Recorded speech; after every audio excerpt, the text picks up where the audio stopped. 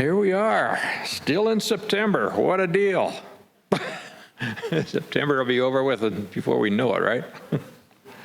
Fantastic. Okay, as we all know, all of our speakers have their own ideas, and it's theirs alone. We don't endorse anybody's potions, snake oil, or ideas.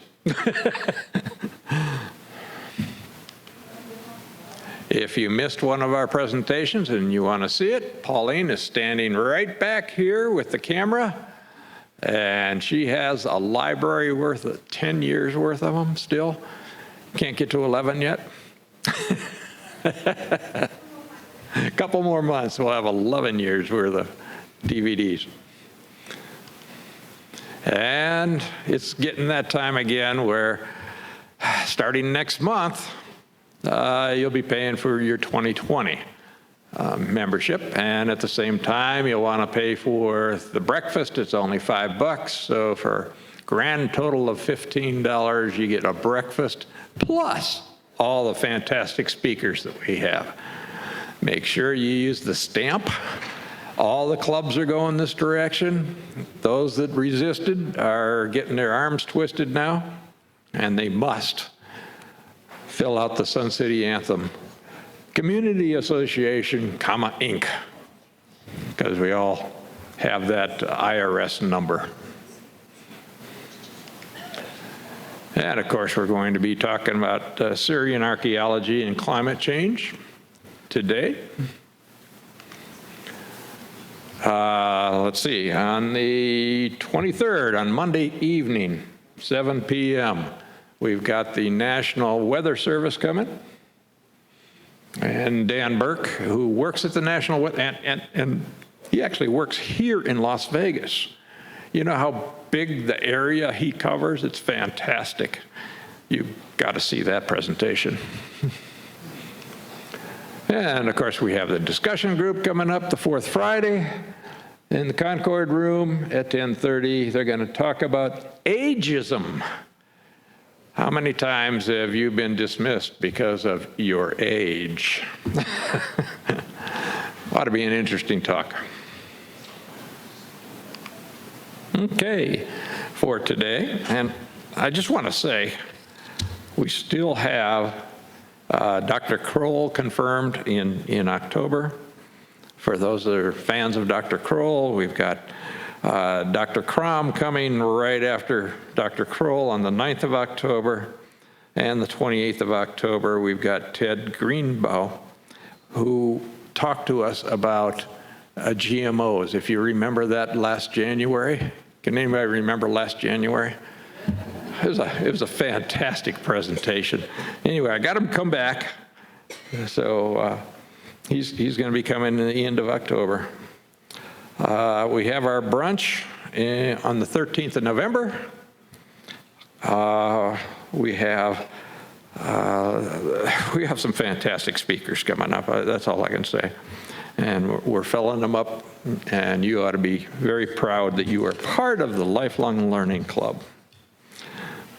Okay, for today, we have archaeologist Andrew McCarthy. He has 25 years of experience in field work in the Middle East, the Mediterranean, Europe, and the United States. Dr. McCarthy is currently a fellow at the University of Edinburgh, through which he directs archaeological field schools in Cyprus. He is also an instructor of archaeology and anthropology at the at the College of Southern Nevada. Among his many projects, I don't know how you get all this done, frankly. Among his many projects, a special note is that he is the principal investigator of the Las Vegas Springs Preserve evacuations. If that isn't enough, I don't know what to tell you. I can't help you. So let's welcome Dr. Andrew McCarthy.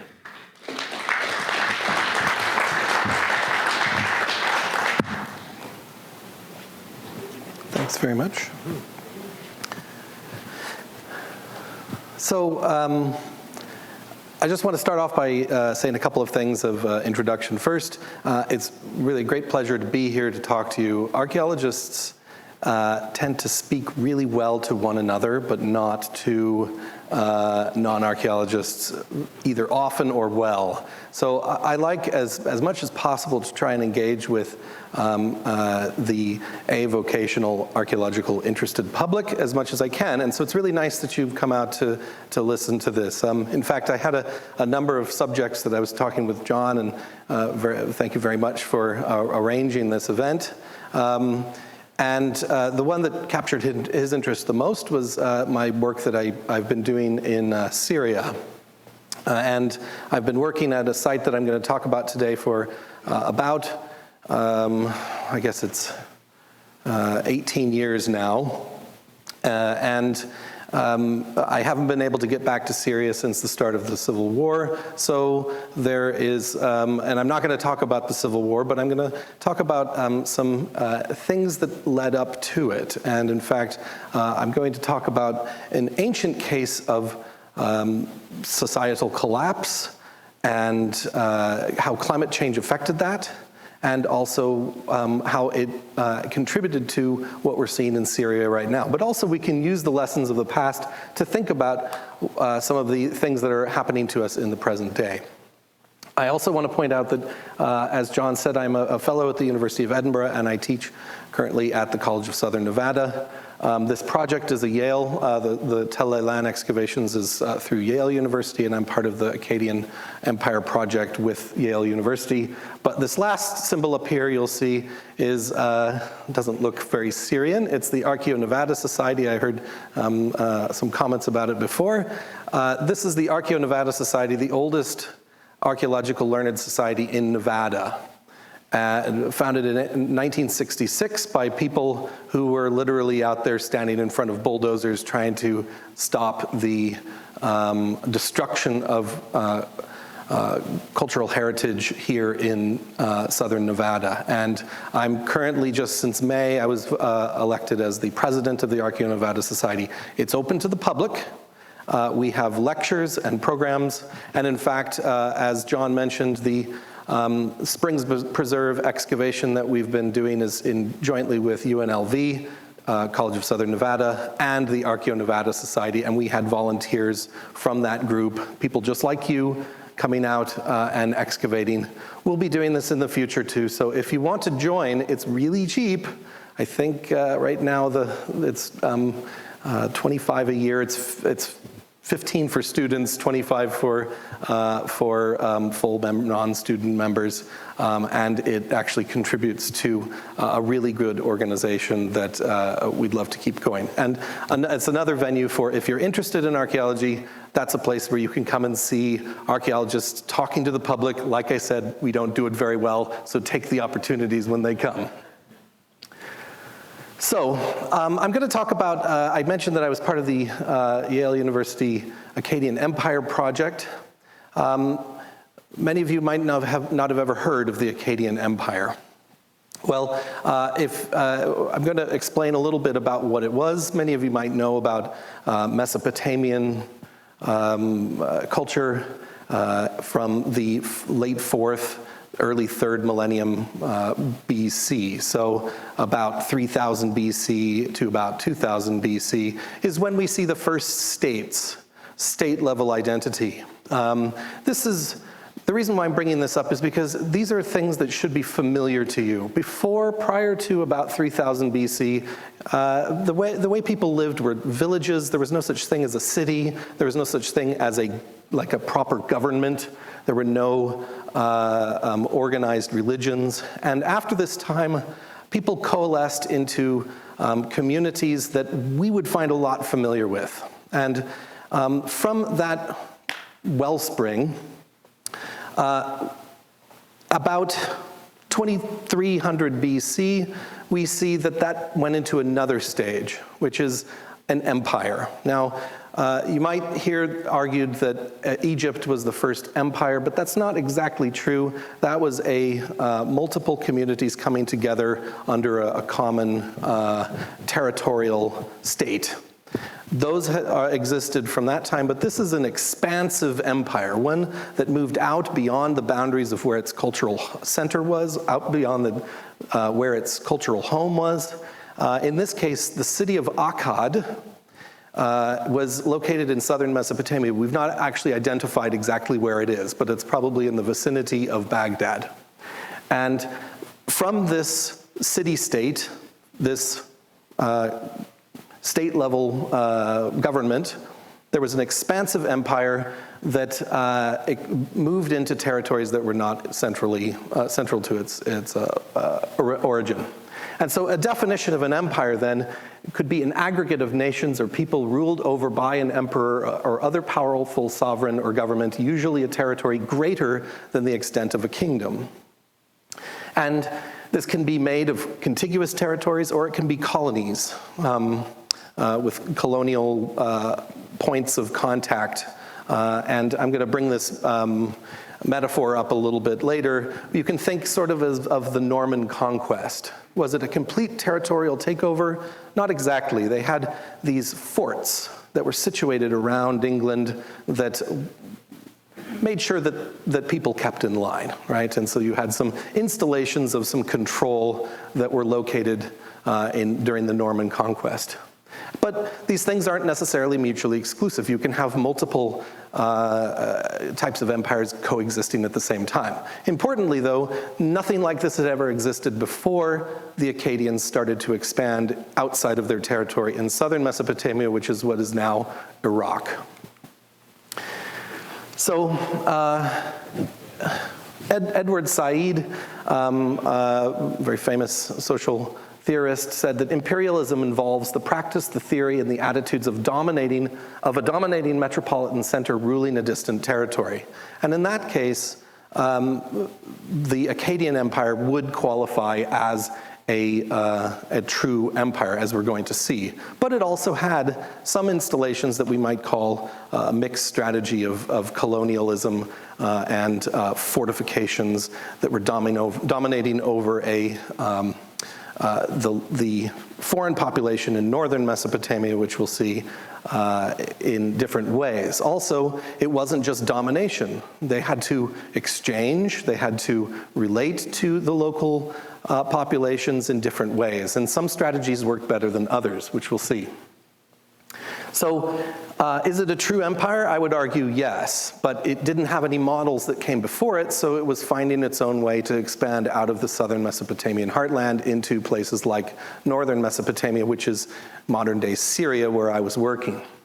And there's 3 sites in what's called the Khabur Triangle, the Khabur drainage basin, coming from to the north, the mountains in Turkey, draining down into Syria. And there are 3 sites: Urkesh, ancient name Urkesh, modern Tel Mozan, ancient Nagar, Tel Brak, and the site that I worked at, Shechna, which is modern-day Tel Leilan. Tel just means an archaeological hill, by the way. Sargon the Great founded the Akkadian Empire. This is his bronze statue here, and established a line of kings that passed down from generation to generation. Some of these names are quite famous. Sargon the Great was not only the founder, but he did the first push out of the southern Mesopotamian heartland into territories across the Middle East, into Iran, into Turkey, into Syria, even into probably to the coast of Syria or Lebanon. And he consolidated his power in southern Mesopotamia. His son Manishtushu reigned and kept that together, but it was really his son his grandson Naram-Sin who really did a great expansion of, and probably really the first emperor. And we're going to see that he had to use images of power to try and protect and consolidate that view around this now diffuse and diverse landscape.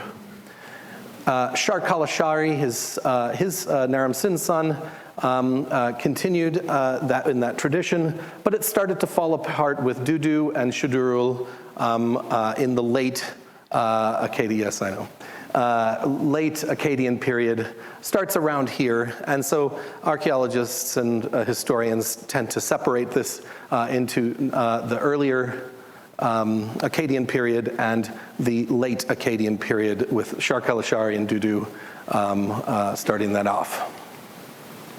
Manishtushu is represented in some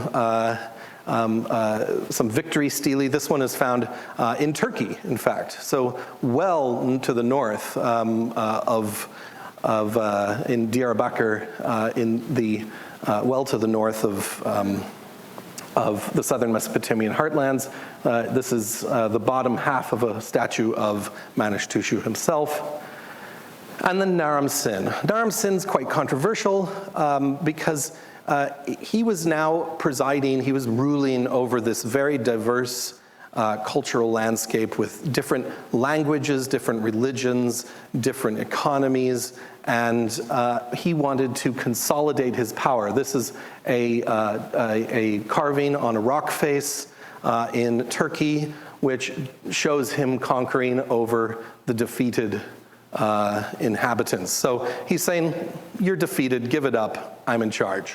And you can see he's wearing he's got a battle axe, and he's got a helmet on. So he is the warrior champion. And here he is again in a similar depiction. But he needed more than that. Naram Sin needed a little bit more convincing that he was in charge over such a diverse population. He was consolidating power where you see the yellow. This is the Khabur River and the Khabur Triangle, Urkesh, Nagar, and then we're going to come to Leilan over there. And he was also doing excursions into places that he didn't control, sacking cities like Ebla and Susa, Elam, and he wasn't taking them over, but he was demonstrating that you don't want to mess with the Akkadian Empire. As I said, it was not just a diverse group of people, languages, religions, but also the territory itself was differed. Down in southern Mesopotamia, where you have these red dots down here, and Akkad, you can see it's in italics because we don't know exactly where it is. But if you look at this light purple, this is desert, right? This is almost desert. It's not until you get up into these darker purples that you start to get rain-fed agriculture. So the southern Mesopotamian communities, these big cities that had developed from the late 4th into the early 3rd millennium BC, when they were just new city-states, were built around irrigation agriculture. It didn't rain enough to support crops. It was very easy, however, to divert water from these great rivers, the Tigris and the Euphrates, onto these very flat floodplains and control that into irrigation. It required a lot of labor, required a lot of logistics, it required a lot of organization, and that may very well be one of the reasons why these cities grew up around this kind of technology. In the north, however, they just waited for the rains to fall. And in fact, we often think of the Middle East as some Lawrence of Arabia type landscape. Actually, Lawrence of Arabia did work in this area where at some of the sites I've excavated, but it's not. It's more like Nebraska. You've got one of the largest aquifers in the world sitting right below this territory right here. And I'm going to come to that later when we get to the modern economic strategies. But in the ancient periods, this was the breadbasket, right? This was where grains and crops grow. In fact, some of the first domesticated plants come from this area ever in the world. So some of the first people to settle down and start cultivating crops was coming from what's called the hilly flanks. And in fact, in the Neolithic period, there was no inhabitation down here because without irrigation agriculture, you just couldn't live there, right? So it wasn't until people started to exploit that economic strategy that these cities started to pop up. But these were already there, and these underwent sort of an emulative process of seeing what the South was doing and starting to build their own economies in response to that. So they became cities as well. And they spoke a different language. Like I said, up here in the north, you had the Hurrian language. It's a different type of language. The Akkadian script eventually was used to write that, kind of like the way we use the Latin characters for both English and French, right? So the Akkadian cuneiform style of writing became used for different languages, and it became sort of a universal. But the Elamites had a different kind of a script. The Amorites over in Ebla had used a similar Northwest Semitic script as well. So with this diverse group of people that the Akkadians were expanding out of the south into the north and other places to try and conquer, to try and control, what was the best strategy? Did you use force? Did you use diplomacy? Well, this was a decision that had to be made each time, right?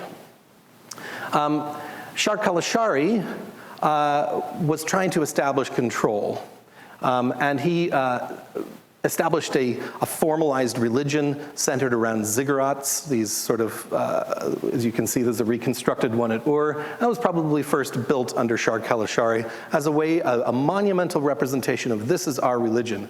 Similar to like building a cathedral, right?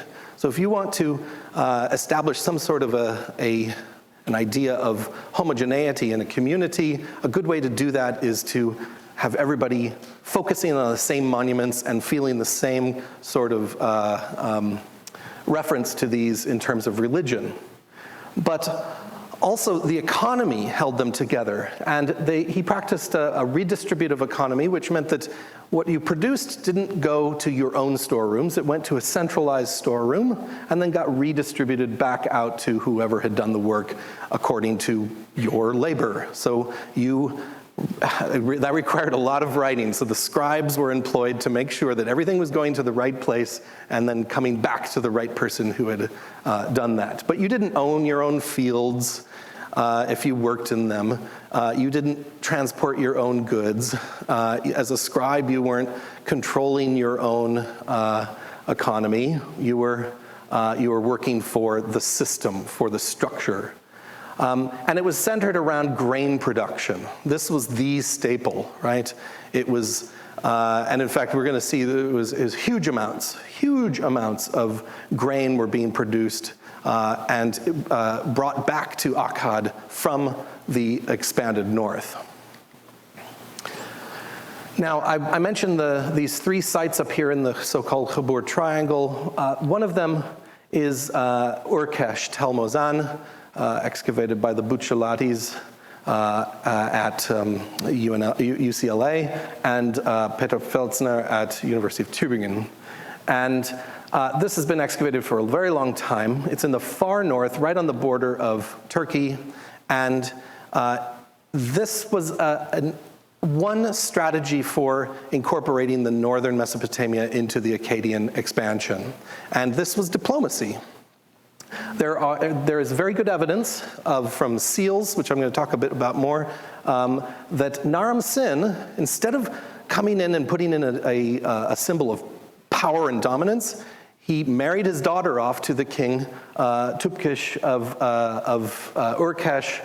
His daughter Taram Agade was married off, and so they became family, right? So this is, like I said, these are familiar things. These are things that we sort of ring true in our minds. So this was already a capital. It was a center for the Hurrian identity, and so rather than destroying that identity, Naram Sin sought to control it. Nagar Tel Brak, famously dug by Max Mallowan and Agatha Christie, took another approach to this site, and he dominated it. Naram Sin set up an administrator on the Acropolis. This is more like that Norman conquest, right? They didn't do much else with the city, but they put a big fort right on the top of the hill, and said, "We're in charge. Carry on with your business, but pay us your taxes and do what we say, or you'll get it. And the site that I work at, Shechna Tel Leilan, still another strategy. And this was, they were allowed to continue trading with Akkad. The presence of the Akkadian Empire was felt, or the Akkadians, I should say, was felt for some time until the late Akkadian period when they moved in. And we're not exactly sure how this happened. It doesn't seem to be a great destruction or anything, but they took over, probably in Dudu's reign. It was established that this is now an Akkadian city. And actually things carried on much the same as they had, but it was now from a very new top-down management. And I've talked a little bit about this already, that there were different types of economies: palatial, the household, and large-scale household, the oikos economy, but also the temple. All of these systems were put into place and in different ways with different strategies that each of these expansions took place in. Now, I mentioned that Naram Sin needed a little bit more than just I've conquered you, right? Especially when you've got different strategies that doesn't involve just conquering. So how do you do that? Well, he established himself as a god. And this is some of the style from the late Akkadian period. You can see this bent arm. That we're going to come back to that later on. This is really one of the first instances that we see of this type of stylistic representation of a battle scene, conflict scene. But you can see that when gods are representative, they have horns and hats, right, with multiple horns that are represented on top of their heads. And they're represented climbing mountaintops, standing on, these are mountains representations. So they're big and they're dominating over the landscape, but they have horns. And sure enough, you have dominating over mountains of people. Actually, you can see that this is rising up to this mountain, tree of life below, and you see the horns of representing that Naram Sin is claiming divinity at this point. So these images of power are representing the esteem of the court. So that helps with things like diplomacy. Your wealth and pride also helps in that respect. Come on into the club, the Akkadian club. You might get rich out of it. But if you don't, we're going to dominate you anyway. So images of strength, military prowess, and then of course, once you're in the club, you feel a little bit more okay with the idea if it's all part of the same religion. And this is by divine decree. And in a pluralistic empire, which is divisive, tenuous, Naram Sin could consolidate this power through this kind of symbolism. It fused the temple, the palace, the trade, agricultural production under a homogeneous bureaucratic system with divine justification for that. But the problem with that is that this is kind of a fragile system that requires a cult of personality around that central figure. It works if you've got someone like Naram Sin, but it doesn't seem like some of his successors were quite so good at linking that to a unifying idea. Also, when you've got one person in charge, their ideas stick. And so you can become over-specialized. You can be heading down a path that may not be the best one. And in fact, Naram Sin's legacy didn't survive. A very famous poem from much later periods, hundreds of years later, but told for thousands of years later, was the so-called Curse of Akkad. And it's thought to relate to Naram Sin's hubris at making himself a god, which enraged Enlil, the chief god, who sent disaster, especially famine, on the land. And the other gods are like, well, we don't want him to destroy all of these humans, so let's punish Akkad with him, and then maybe that he'll feel a little bit better about the whole thing. And Akkad falls forever. So let's turn to Tel Leilan, where I've worked since 2001. This is Harvey Weiss, the director of the project at Yale University. A lot has been published on this site.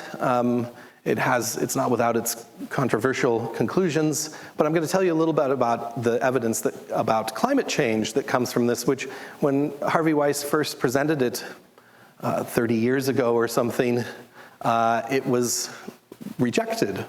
And now the entire scientific community has come around to the idea that there was some kind of an abrupt climate event at 4.2 thousand years ago, so 2200 BC.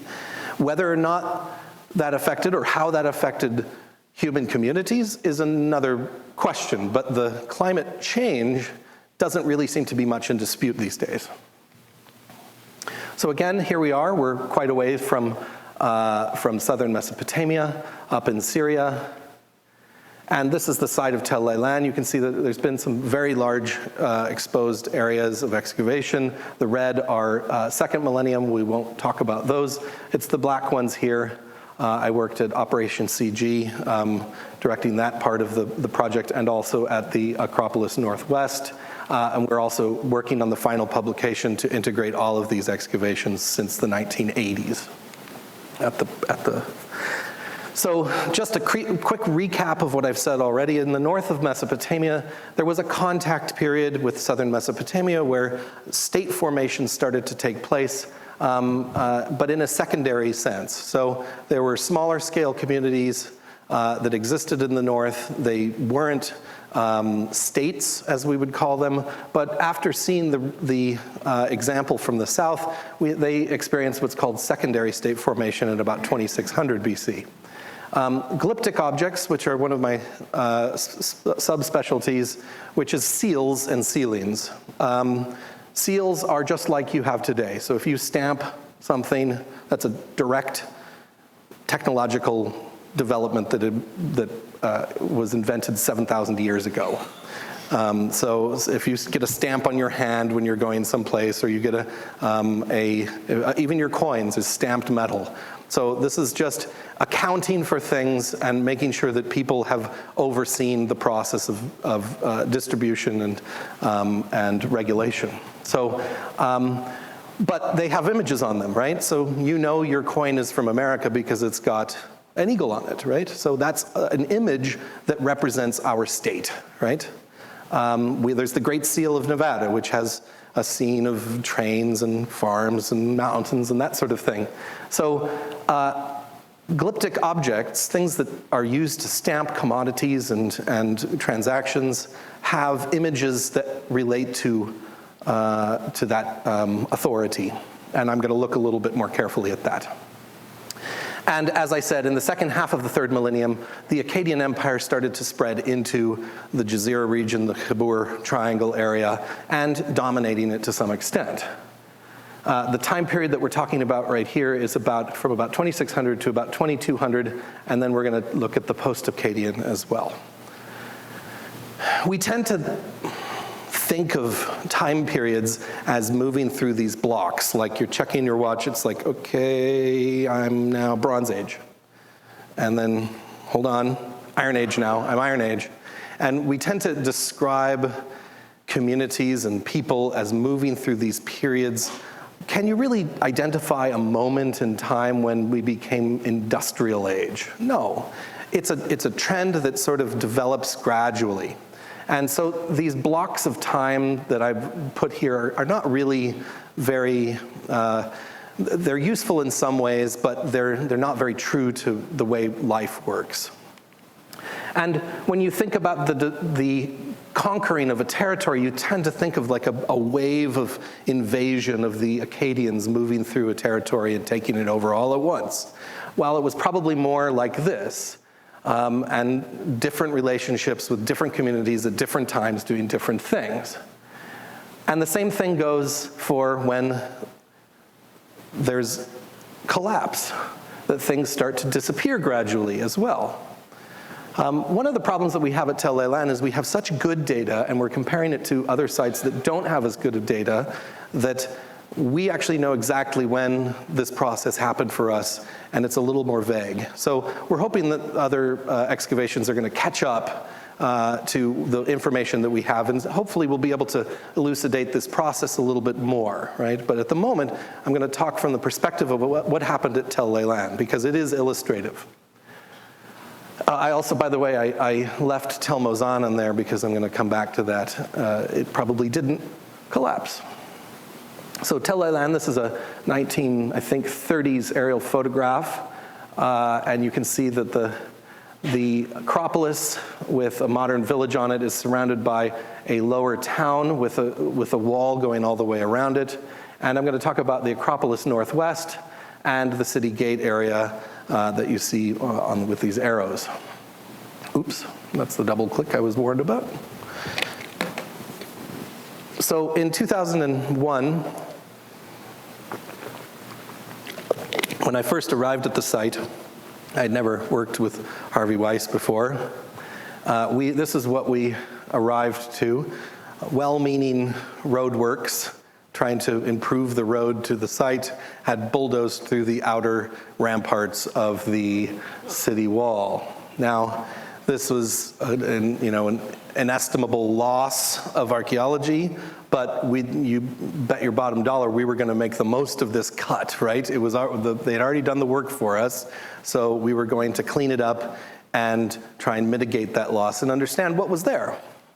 So we excavated this, and I was field directing this project, where we dug a 9 by 1 meter trench along where the bulldozer had gone, and we collected everything from it, including microscopic traces. So this is, on a big site like this, this sort of microscopic work doesn't very commonly take place, but because we had a small exposure, we were able to do that, right? So we actually got really good radiocarbon dates. We got good charred seeds to tell what they were growing, the kind of crops that they were using. But we also established what was going on inside the wall. And you can see here in a period 3D, which is about 2600 BC, you can see where my thing is going. This is, and I'll come back to this in a moment, goes all the way up, very large. This is 2 meters,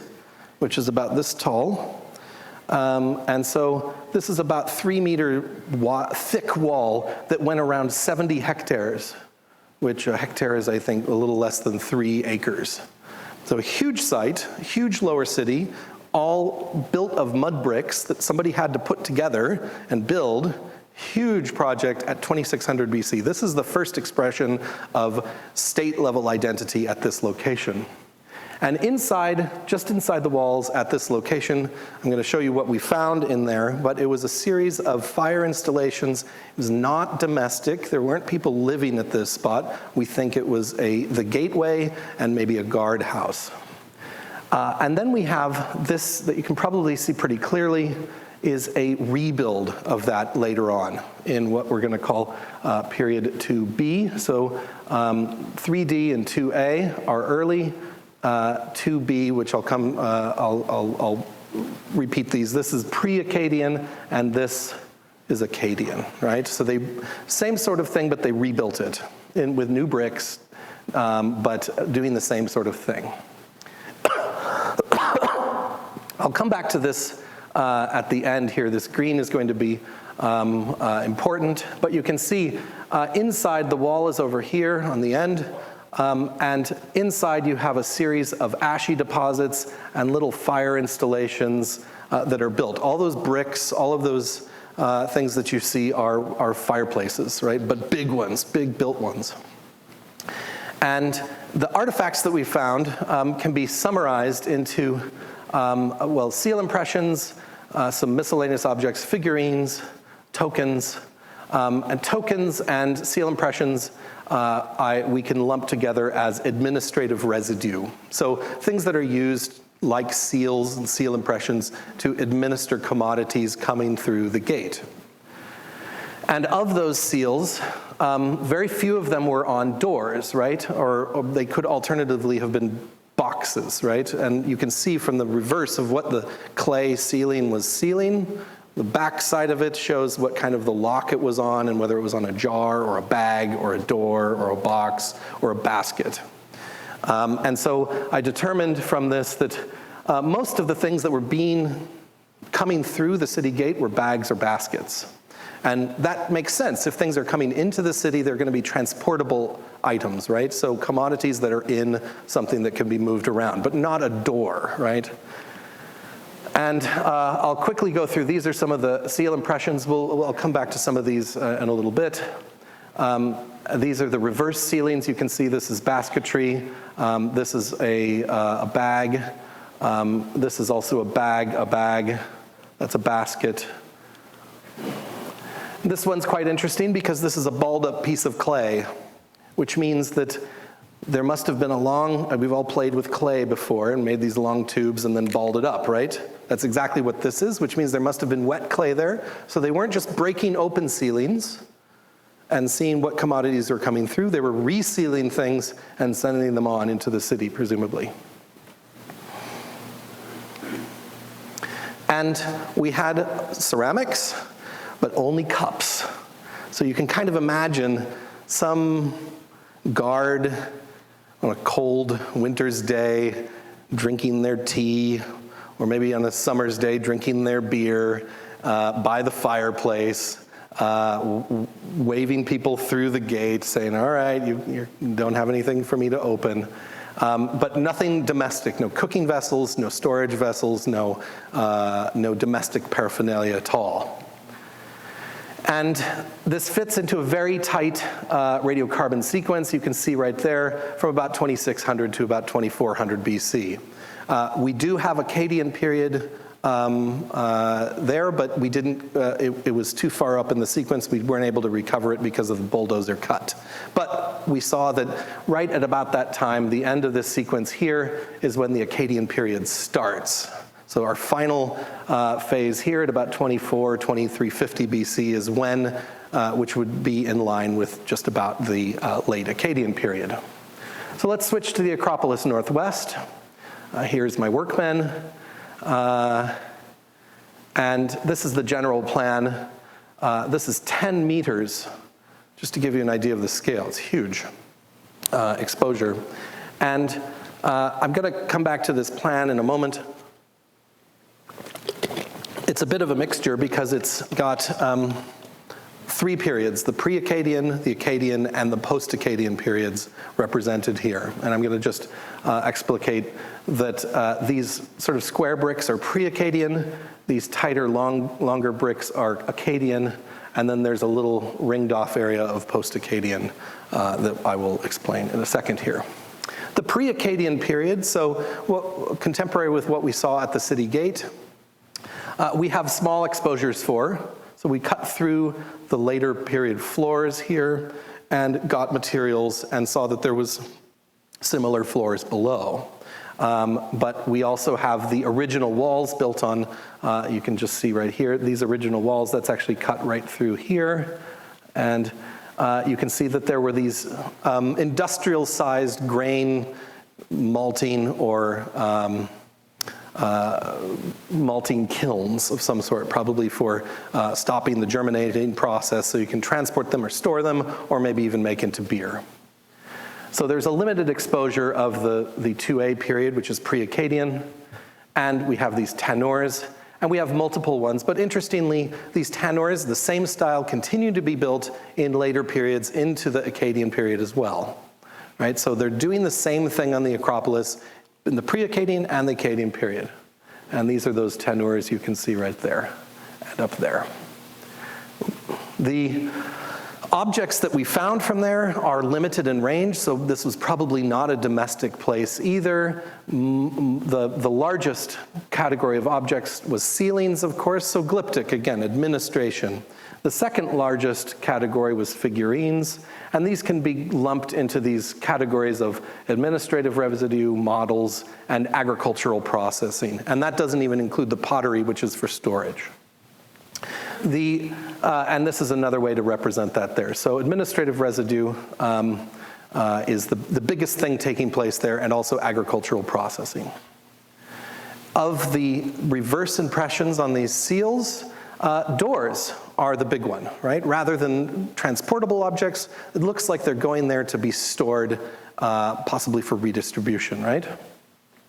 And so you have, in all periods, in the 2A, 2AB, and 2B periods, this is where you get most things are door ceilings. You do have some transportable objects, but none of these, I don't need to explain the lanquettes so much. I'll skip those. So let's look at the styles. I said that the type of ceilings represents identities. Like we've got an eagle for our symbol, right? And that tells us a little bit of our identity. I'm sure you can all say that, there's 13 arrows. If I were to say, what are those 13 arrows in one of the claws? I'm sure you would all be able to say 13 original colonies, right? So we know the story behind these symbols. They would have as well. We don't necessarily have a direct idea of what these scenes were saying, but they would have been representative of a common identity, right? And so this is a local style. This is Ninevite 5. This is a local 2A period style as well. Combat scenes. This is a banquet scene, people drinking beer at a party, and also this local designs that you can see of people in combat scenes or in animal husbandry scenes. You also have this, which is found in several different seals, with a quadruped with an upraised arm person and some vegetation surrounding this central feature here with a scorpion above it. Let's continue. I also said that there's figurines. I'm not going to talk too much about that, but I think that these might have been related to administration as well in some way. And we have the fusion of these as well. A sealed figurine, probably a bull figurine with a very nice design of probably some local ruler sitting at drinking his beer while attendants wait on him, right? So this is a local administration for a local city. We also have from the Acropolis, we have that seal again, but we have one from the city gate area as well, which is identical, really, the same exact design, just done a little bit differently by a different hand. And you can see that this is part of a local tradition from Tel Brak, Chagar Bazar, not very far away. So this is a similar scene on all four of these, which represents some sort of a local story that was being told, some local mythology that you don't find in the south. So this is a northern Mesopotamian design that represents something about their own local identity. At the end of the 2A period, however, you start to see the inclusion of some not local designs. And can you pick out here on this animal protome? These is local design with all these animal heads, but it's like, where's Waldo? There is a scorpion man, which doesn't belong in northern Mesopotamia. This is a very southern Mesopotamian motif. And this beautiful seal doesn't belong in northern Mesopotamia. In fact, this is a Lugalanda-style seal, which probably comes from a city called Lagash in southern Mesopotamia. And this is clearly, the seal was an import. The clay has been tested, it's local clay, so they imported the seal and they were using it in their own bureaucracy, right? So they're starting to integrate into the Akkadian bureaucratic system. And so you start to see Akkadian influence even in local designs. Some of the way that the characters are rendered, the chairs they're sitting on tend to be more Akkadian. And designs like this guilloche is imported. So you start to see a coexistence of local imitation and imported and Akkadian-influenced glyptic just before the late Akkadian period starts, pre-Akkadian. At this changeover, we see some new things, architectural things. You can see the original wall built pre-Akkadian has a new addition to the end of it. This is a beautiful crenellated wall addition with a crenellated base, a cultic platform built. I don't have a better photo of that, I'm afraid, that probably relates to some kind of standardized religion. In the Acropolis, this is where the crenellated base was there. You can see that it's actually aligned on a different angle. And so this original wall was built like that angle, and the Akkadians said, no, we like this to go this straight north-south, right? So they changed the angle of the construction slightly, but they used the pre-existing structure. And as I said, they continued to use the same tenors or the same style, so they carried on doing the same kind of things in the Acropolis. But they were doing it with new glyptic, new seals, and totally different styles. This one has a figure. You can see the leg is here, the arm, head. This is a combat scene, probably has that bent arm, but you can't see it. And it has an inscription that says Hayabum the Shabra. And Shabra is an Akkadian governor. So Hayabum is the person's name, and he says, I'm in charge here. I am the Shabra. You also have, what was the Shabra doing? Well, we have some texts. This one's from the British Museum that says Nagar. Nagar, remember, is Tel Brak. 40,000 liters of barley, 4,200 liters of old emmer, and some other 1,000 liters of new emmer, 4 Sipar, which is in southern Mesopotamia, from Nagar. Tens of thousands of liters of grain being shipped from the north to the south. And that's what Hayabum was in charge of. He was making sure he was coming into that Acropolis and going out by cart down south, and then coming back in to pay people off. Just inconceivable amounts. And this is starting in the late Akkadian period. Remember this bent arm from earlier? So this is indicative of a late Akkadian event at Tel Leilan, right? So they were feeling the influence of the Akkadians, but then at some point they were taken over. Now, this didn't last very long. Harvey Weiss, before my time, was excavating just next to the cultic platform, and he found this beautiful mud brick wall, and then he found this foundation for a wall built of basalt slabs that were imported from the north, Turkey, from some tens of miles away. Maybe 100 miles away or something, pretty far. And this mud brick didn't continue. And he just stopped. They started placing it there, and then he started looking for a floor, and he could never find one until he realized this was an unfinished building. They left. They abandoned the site. And this coincides with some other evidence that I'm going to show you here, and that's right at about this period right here. You can see it about 2200 BC. After this, we have no occupation on the site except for about 30 years in this little corner of the Acropolis, which is squatter occupation, using the still standing walls of the palace and a domestic location. People were living here very meagerly in a little room that they had built up some ramshackle walls up against the palace walls, right? And even that was abandoned after about 30 years or so. Here's a picture of that, a little storage jar in the corner. Come back to the curse of Akkad, right? The large fields and acres produced no grain. The flooded fields produced no fish. The watered gardens produced no honey and wine. The heavy clouds did not rain. On its plains where grew fine plants, lamentation weeds now grew. And down in the city gate, this is what we get after the Akkadian period. Wind-blown dust accumulating on top of the entire site. It's not just here, it's across the entire 70-hectare site. And it's not reoccupied until about 1900 BC when Shamshi-Adad builds a capital there, but it's a hollow capital. He just builds a palace. So it's never really properly occupied as a city. And here's a picture of that hiatus. So the rain should be flowing, right? This should be the breadbasket. What's happening here? Well, what happens when you have consolidated an empire around a particular type of economic strategy?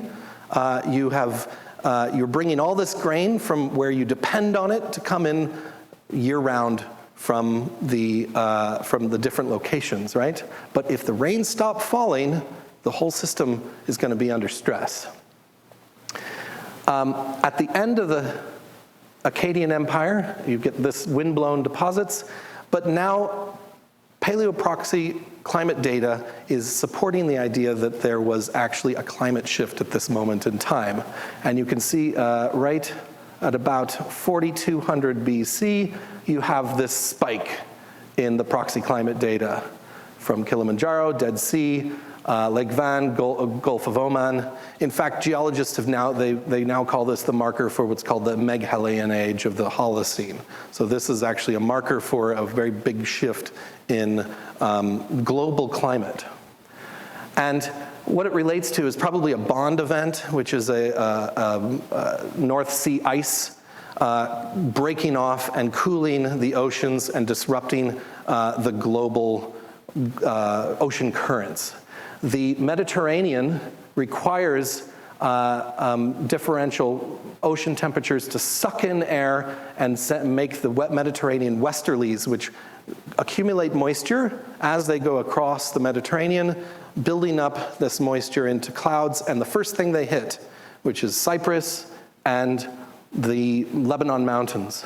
And then they dump that all, and also over in Turkey, and they dump that all, and that becomes the rain-fed agriculture that you saw on the maps before.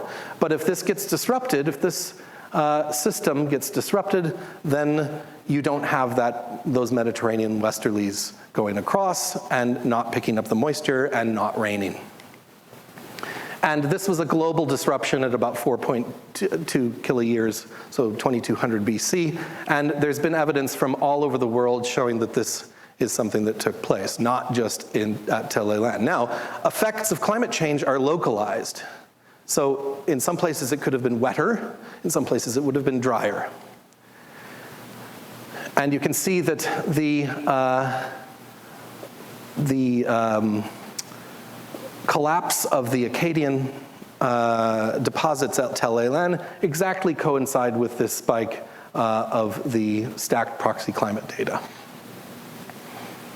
Now, from the settlement, you can actually see just where were people living at this time. Prior to, in the Akkadian period, you can see that there was a healthy settlement pattern in the region. Tel Eilan is actually not represented on this, but it's right about here. This is the post-Akkadian period, right? Basically nothing. There's a little tiny site there, tiny site there. These are all places that they just disappear. The landscape is gone. And not until about 1900 BC does it pick up again, and this is what it looks like again, right? With the exception of Tel Mozan, who was not in the Akkadian system. They had a diplomatic relationship with Akkad, but they were independent to some extent, right? Now, it was reduced 85%. The site, 85% of the occupied area was gone, but they still managed to go through. The temple was maintained, and texts were still being written, and there was even new connections with other places to trade with were starting to be established to the north. So the curse of Akkad was probably the result of not just climate change, but the fact that they were locked into a system of over-specialization, and this drought put stress on that. And they were incapable of adapting to this change. Also, with top-down control, it's really hard to be able to see that you're wrong, or even say that you're wrong, and say, we've got to change this system a little bit. Also, competition couldn't have done them any favors. They had been picking fights with everybody around them, and so getting new trading partners was probably a challenge. And so the end of the Akkadian Empire was marked by abandonment in northern Mesopotamia, which sent populations of people into transhumance. And refugees and raiders are accounted in southern Mesopotamian texts, which continued to exist in southern Mesopotamia, but they were really put off by all of these people abandoning their cities, trying to find food and resources. So they built a 180-kilometer wall called the Repeller of the Amorites Wall,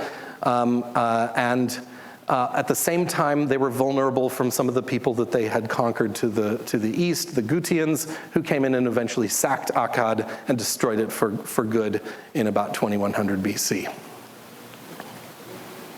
So a coda to this is, how does this relate to today? What sort of lesson can we learn from this? Well,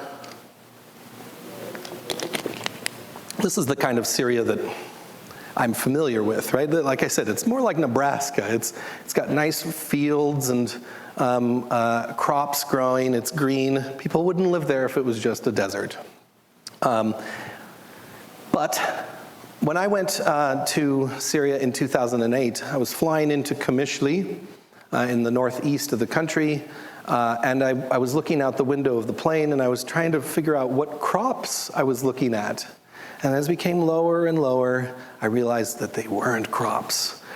There were no plants. There was no cultivation. There were plowed fields, but there was nothing growing. As far as the eye could see, and I was in a plane, nothing was growing. And it looked more like this, is what I was looking at. And there was a drought that lasted from about 2006 to about 2009. And it's very easy to say, okay, climate change caused this. But as we saw, Tel Mosan didn't collapse at the end of the empire. It was political and economic decisions that had been made by the Akkadian Empire to set up their system in a way that was unmanageable if there was any kind of stress. And the same thing seems to have occurred in Syria, is that it's a combination, a multiplicity of factors that went into this, that this seems to have been precipitated a snowball effect. Sorry. So this is from NOAA that shows that it is getting hotter in this area, and this is a hot spot in particular that in the past few decades, it is significantly getting drier winters, hotter than comparison to pre-1970s, right? So it is a place that we should have our eye on as being drier and hotter. And this is the data that we have from climate site recording sites in Syria and Turkey that show that this was actually a really significant low point. Qamishli is up by where Tel Leilan is, and you can see that it's actually there was less rain than really anything that had been recorded since 1950 in this 2 or 3 year time span. This shows that again here. This is the dip. And this is some satellite data that shows that this is from remote sensing from satellite imagery that shows that there is significant decline in crop growing in this area. And this is also some anomalies. You can see that the red spots are really this part here. Every place dropped a little bit, but some places worse than others.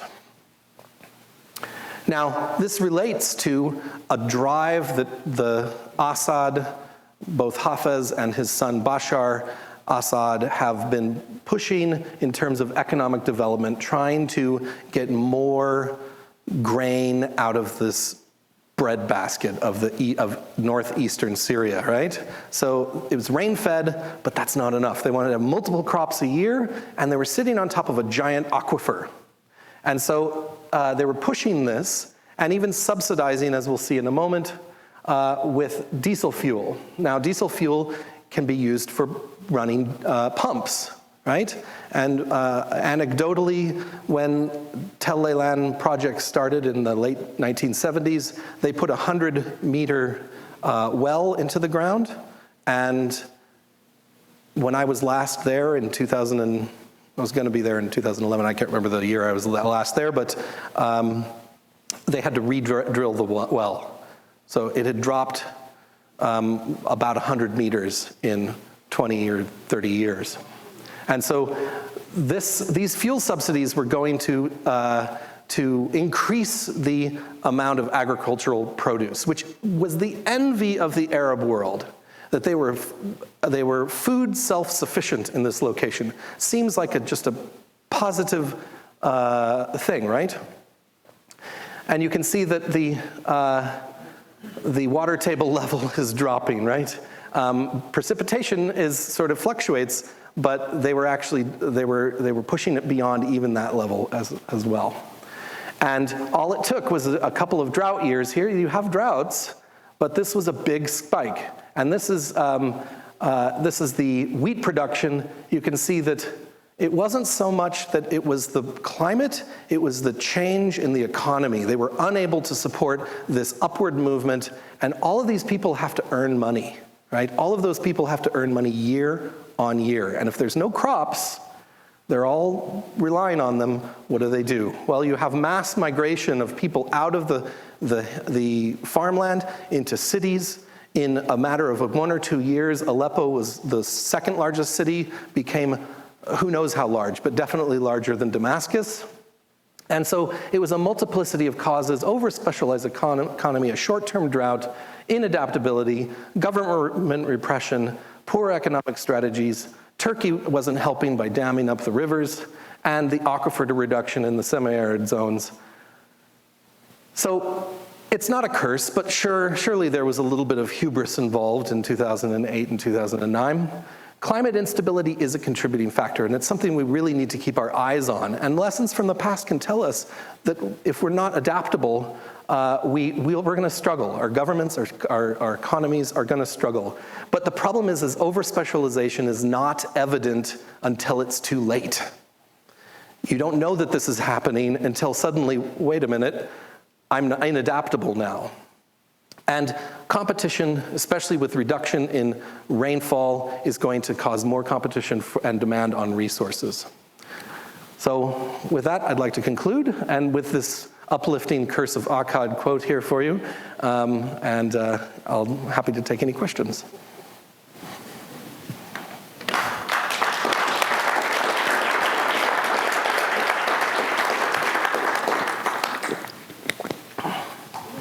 Do you have any questions? Yes. Stand by one.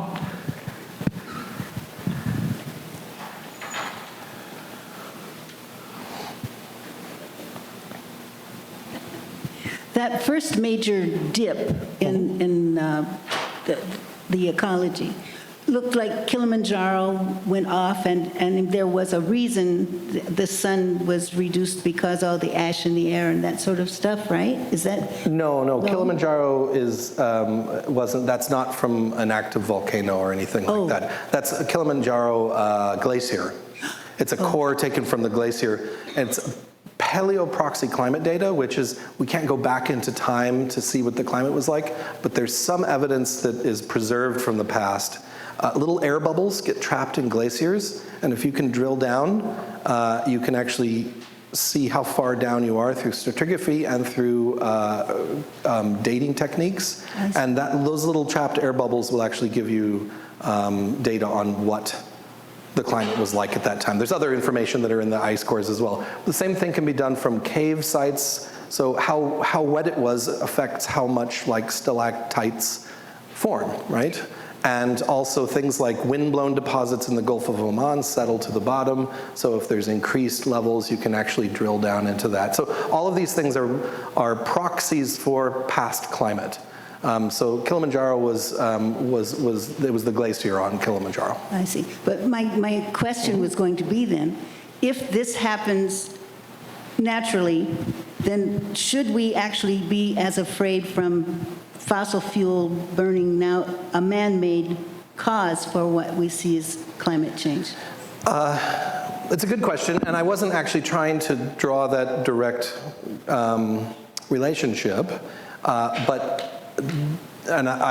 this isn't a presentation on the evidence for that, but the evidence for that is the way I tell, the way I usually present this is I know that humans are contributing to climate change because I can bake a cake, right? That if you put the right ingredients in, you're going to have a cake at the end of it, right? We know the way that this works, that if you have certain types of greenhouse gases that are released into the atmosphere, they're going to have an effect. We know what that effect is, and we're seeing levels that are, this was not caused by that climate change in the 2200 BC was not caused by increase of greenhouse gases. It was caused by another type of fluctuation in the environment. That happens. But this is something where we know the mechanism, we know the data, and we know the effect. And we're actually tracking the effect as well. So it's, like I said, I wasn't making that argument, but it is something that if we want to talk about that, it's good to be able to look at the past to see how the past communities failed to deal with this issue, or were able to do something well and take the good and the bad to help us, yeah. Yes? Is this similar to what's happening, in the Great Plains states, the aquifers and the Ogallala reservoirs in North Texas, Kansas, up in Nebraska, all being depleted? Absolutely, yes. The Ogallala aquifer is being depleted at a really, really quick rate, and we're going to face a similar type of a crisis if we're put in that position. Right now, the rains are falling, but what if they don't? And so Syria got unlucky, right? They got unlucky. The Mediterranean westerlies stopped. They stopped having rain, and they were already in a position where they were just on the brink. And this pushed them over in terms of their agricultural production. So if we're not wise, we're going to find ourselves in a similar situation. Yes, absolutely. Yes.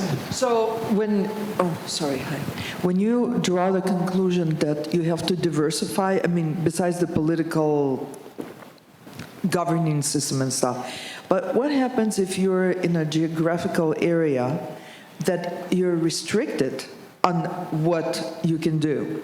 I mean, if the rain stopped falling, what other crop could they have possibly grown that didn't need water that they could exchange with other, tribes or whatever domains? Mm-hmm. So what happens if, like I said, if they're in a geographical area and they're limited to what they can do, then what? Well, in the case of Syria, they were growing grain, partly for their own community, but they were also selling to other nearby countries. They were more than self-sufficient, but farmers were choosing to grow grain because it made them money, not because they were eating their crop, right? And it's actually, it's a very demanding crop. And there's a lot of pre-Civil War evidence, and ICARDA, an international nonprofit that looks into the dry farming or farming in arid regions, showed that actually if you would diversify into especially things like vegetables on smaller scale, you would then have more to feed yourself, you'd be a little bit more diversified, but also they recommended that some zones you plant olive trees, which in their early years are very, if you want a cash crop, the early years it's very, very water intensive. But once they get to an age where they're going to survive, they can live to 800 years and still be producing olives, and they don't require very much water at all. So this is where they were looking for short-term goals. The Assad government was plugging subsidies into this that made the margins higher for wheat production. But it was artificial. It was way below what the market price should have been for diesel fuel to get both the tractors and the harvesters, but also especially the pumps, right? Sure. This is silly. I want to know what the bent arm was in your picture. Well, that's a good. That's not a silly question. It's a good question. It's an art historical question. It's a style of depiction, for one thing. Some people have said it's a sword, but in some cases it seems to be just like a struggle, and so it's a depiction of someone trying to grapple with someone else is really what it is. But it's a bit unnatural looking. But it's meant to be the arm, and it's just in a combat scene of some sort. It's meant to be emotive of like activity, of action. So we would probably do it differently, but it's meant to be like, it's meant to bring life to the scene. So it's like you're taking a snapshot of someone who's in motion, right? Okay, we thank you very much. It's fantastic. And by the way, join Archeo-Nevada Society if you want. Check us out on our website. Just search Google Archeo-Nevada Society and you'll get contact information. We'd love to see you at some events. When and where are those meetings? Every second Thursday of every month, starting next month, we're going to have them. Where? At the Springs Preserve. The Springs Preserve, Las Vegas Valley Water District. Okay. Thank you.